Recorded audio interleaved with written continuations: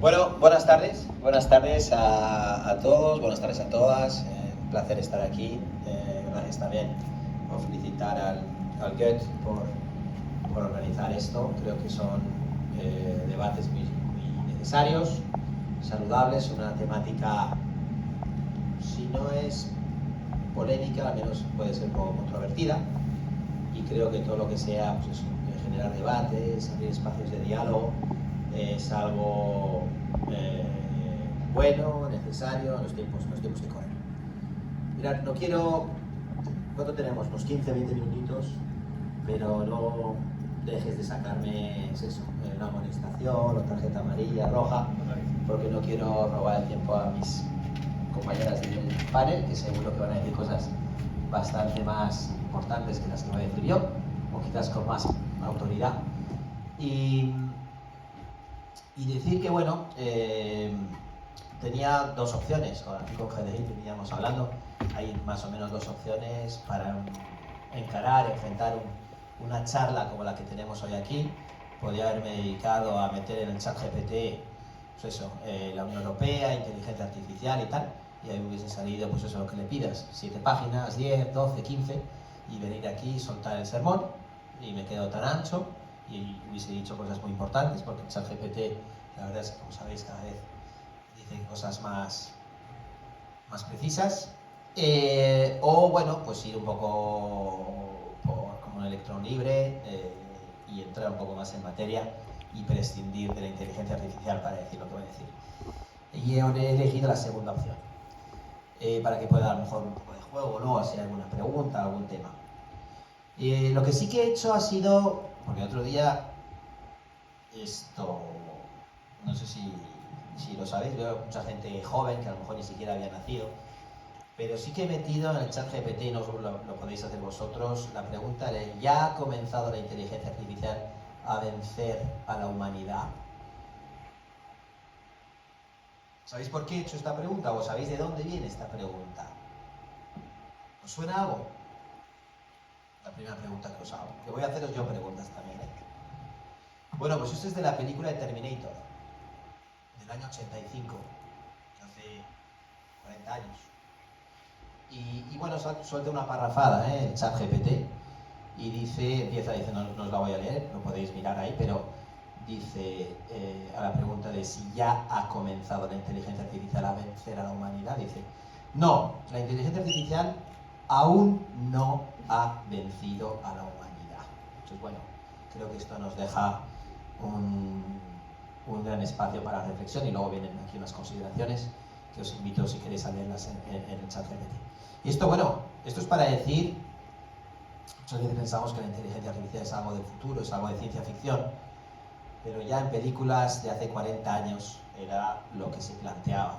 Y no sé si os recordáis que en la película de Terminator era el 29 de agosto del 2024, cuando se iba a saber, eso es la semana pasada, si la inteligencia artificial había vencido a la humanidad. Eso era la semana pasada. Entonces, bueno, el chat de momento dice que no, pero bueno, que nos depara el futuro, donde estaremos dentro de 40 años con la próxima película de Terminator, quien sea. Creo que son las preguntas que dejo ahí en el aire. Segunda consideración. ¿Alguien en esta sala ve en la inteligencia artificial o percibe en la inteligencia artificial algún tipo de riesgo? El que levante la mano quien piense que la inteligencia artificial puede generar algún riesgo en algún ámbito. Todo el resto no. Ya empiezan a levantarse. Hablo. Ha arrancado el fondo, ahora se animan las primeras, segundas filas. Bueno, pues yo diría que todos aquellos que pensáis que la inteligencia artificial conlleva algún riesgo de algún tipo, pues yo creo que estáis en el mismo barco que la Unión Europea. Y lo has mencionado, somos el primer somos el primer bloque comercial del mundo, somos 450 millones de habitantes, pero somos el primer bloque comercial que se ha dotado de una ley de inteligencia artificial. Ahora voy a ir muy rápidamente navegando en lo que consiste esta ley, pero porque consideramos que sí, que tiene un enorme potencial, que hay que apostar muy fuerte por el desarrollo de la inteligencia artificial, porque está transformando nuestras vidas, nuestra calidad de vida, para bien, pero que también hay que acotar o hay que fijar una serie de normas para que este desarrollo y expansión de la inteligencia artificial no conlleve o no perjudique y ponga en peligro los derechos humanos más fundamentales de las personas. Y ahí es donde está, yo creo que el lado un poquito paradójico de la inteligencia artificial, que es eso, que despierta preocupaciones significativas en la sociedad y nos preocupan cuestiones relacionadas con la privacidad, con la seguridad del usuario y el temor que la inteligencia artificial pueda reemplazar al capital humano en el trabajo. Pero bueno, eso ya es una realidad, pero nosotros estamos completamente convencidos de la gran oportunidad y de lo que ya está revolucionando muchísimos sectores completos, desde el transporte, mejorando nuestra calidad de vida y la eficacia y la eficiencia de los servicios. Entonces, conscientes de este doble filo de la inteligencia artificial, desde la Unión Europea hemos puesto esta ley, llevábamos 2 años trabajando en ella, se aplica o se ha adoptado por los 27 países de la Unión Europea, se aplica en todo, se va a empezar a aplicar, y lo que queremos es fomentar la innovación y alentar la inversión. Es una ley pionera, como decía, y aquí está, yo creo que la segunda pregunta o tercera pregunta que os hago, o que nos podemos hacer, o que es legítima, y es el dotarnos de una normativa, el ponernos un marco regulatorio, el adoptar una ley de inteligencia artificial. ¿Estamos cortándole las alas? ¿Estamos poniéndole un freno? ¿O estamos alentando una inteligencia artificial más segura, en la que los ciudadanos puedan confiar más en ella y pueda desarrollarse en ese ámbito? Pues nosotros somos de esa opinión, que en absoluto una normativa como la nuestra va a cortarle las alas y va a suponer un freno al progreso de la inteligencia artificial, sino que más bien va a ser un impulso a la innovación responsable, predecible y sostenible de la inteligencia artificial, generando confianza en la ciudadanía para que puedan utilizar esta tecnología disruptiva, que insisto, no es el futuro, es el presente y en algunos casos ya es el pasado. Prueba de ello, con esta ley de inteligencia artificial hemos adoptado también un paquete de inversión de 4.000 millones de euros dentro de la Unión Europea para efectivamente fortalecer el talento europeo y la creación de laboratorios de innovación dentro de la Unión Europea. Decir que esta ley no se ha adoptado en Bruselas sin tener en cuenta pues, todos los debates que ha habido a nivel internacional.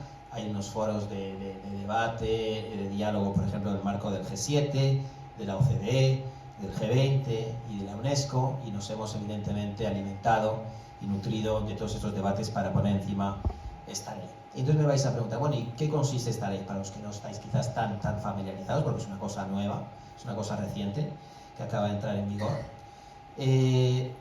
Es un enfoque basado en el riesgo. En función del riesgo de una aplicación de inteligencia artificial, entra en una o en otra categoría. Y fundamentalmente o básicamente hay cuatro en una pirámide con 4 tipos de inteligencia artificial. El primero es cuando conlleva riesgos totalmente inaceptables, eso está prohibido, cuando se trata de violación de los derechos humanos y de nuestros valores. La segunda categoría es un poco más complicada porque son las que tienen un alto riesgo. La tercera son las que tienen riesgo medio y que esto conlleva obligaciones simplemente de disclaimer, de informar al usuario de que está consumiendo productos de inteligencia artificial. Y el cuarto es cuando es un riesgo mínimo y eso es una comercialización totalmente libre. Entonces por eso digo que hay 4 categorías, que es riesgo inaceptable, que son las aplicaciones prohibidas, por ejemplo los temas que habréis oído hablar de puntuación social, es decir, dar otorgar un puntaje a personas en función de sus características, como el género, la etnia, la clase social, que determina el obtener o no, el tener acceso o no a un determinado número de servicios, las técnicas manipulativas también que distorsionan el comportamiento humano, esos son riesgos inaceptables, eso está prohibido. Pasando ahora a la tercera, luego dejo el riesgo alto. El riesgo limitado son ciertas obligaciones de transparencia, como los chatbots, por ejemplo, ChatGPT, o los deepfakes, ahí hay que anunciar que se está utilizando inteligencia artificial. Y la cuarta, como decía, que es el riesgo mínimo, que no están sujetas a ningún tipo de regulación. ¿Cómo funciona cuando estamos hablando o estamos considerando que es quizás el más complejo, es las de riesgo alto? Bueno, pues aquí hace falta una especie de... Esto son, por ejemplo, en el ámbito de las infraestructuras críticas, educación y formación profesional, por ejemplo, cuando estamos hablando de evaluación de resultados de aprendizaje, empleo, gestión de trabajadores, acceso al autoempleo, acceso y disfrute de servicios públicos, bueno, en fin, gestión de migración y asilo y control fronterizo, administración de justicia, procesos democráticos, bueno, todo esto se puede utilizar la inteligencia artificial, pero tiene que pasar una especie como de filtro, de adecuación y de conformidad. Esas son las reglas del juego. Voy avanzando. Como decía, son cuatro filtros ahí. Primero se desarrolla un sistema de inteligencia artificial de alto riesgo, luego tiene que pasar una evaluación de conformidad, registrarse en una base de datos y firmar una declaración de conformidad luego para que pueda entrar en el mercado. Esto es básicamente la arquitectura, pero sí que me gustaría daros una noción de cómo se va. Es decir, ¿cómo funciona esto desde un punto de vista de la gobernanza? ¿Quién va a decidir y cómo se va a hacer? Bueno, pues la ley lo que ha hecho es establecer también una especie como de arquitectura institucional a nivel de la Unión Europea con una oficina europea de inteligencia artificial que va a actuar como el núcleo central de la experiencia de la inteligencia artificial dentro de la Unión Europea. Y cada país de la Unión Europea, de los 27, van a tener que nombrar o están en proceso de nombramiento una especie como de autoridad nacional que va a trabajar con esta oficina europea, de manera que van a estar retroalimentándose y trabajando con un comité europeo de inteligencia artificial, un panel científico y un foro consultivo. Y ya bueno, voy acabando. Una gran pregunta que también nos podemos hacer es cómo asegurar o cómo evitar, en este caso, que la ley no se quede obsoleta. Estamos hablando, evidentemente, de un ámbito novedoso que evoluciona muy rápido y que le va a necesitar adaptaciones constantes, porque hay riesgo de que una ley de estas se quede un poco desactualizada. Entonces, bueno, decir que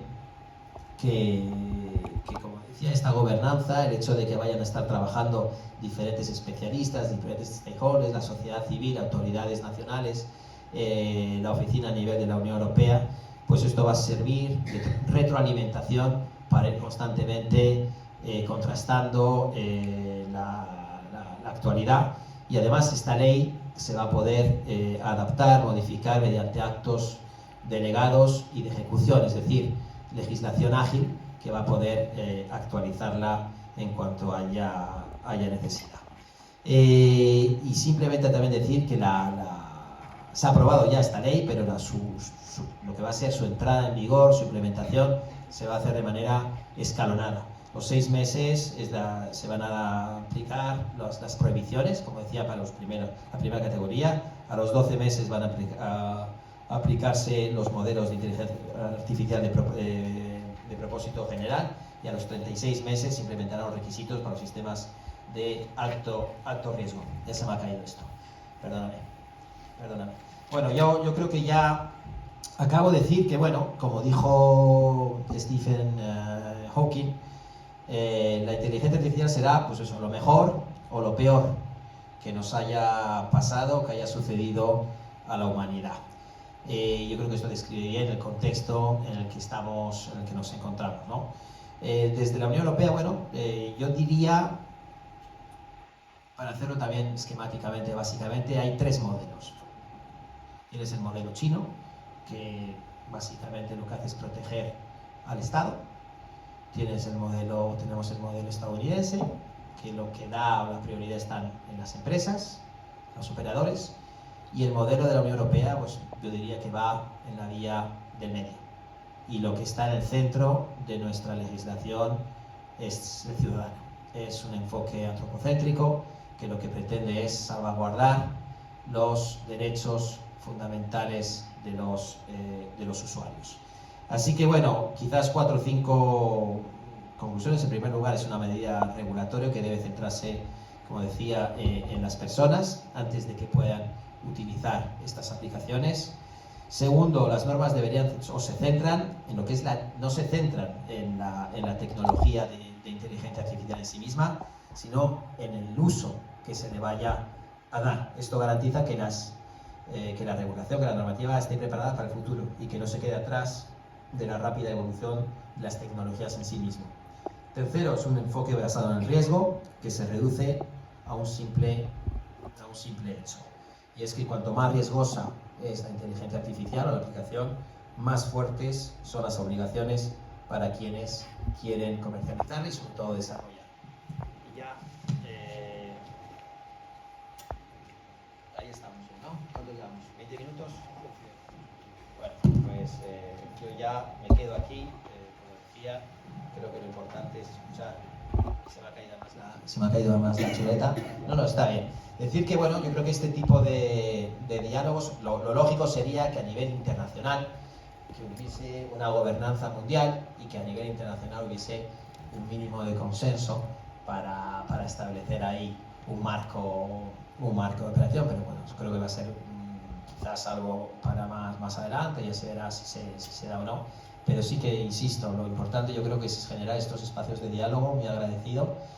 Dentro de 15 días aprovecho para barrer un poquito para casa, decir que va a haber una semana de inteligencia artificial que estamos organizando desde la Unión Europea, con expertos que van a venir de la Unión Europea, que son los que han estado concibiendo y definiendo esta ley, y espero poderos ver y que tengáis también la oportunidad de hacer las preguntas y de poder debatir con los verdaderos expertos. Así que muchísimas gracias y tengo muchísimo interés en escuchar a mis compañeras para ver y para aprender de ellas. Muchas gracias. Información, análisis, diálogo y cooperación sobre multilateralismo entre Europa y América. eurolatinews.com.ar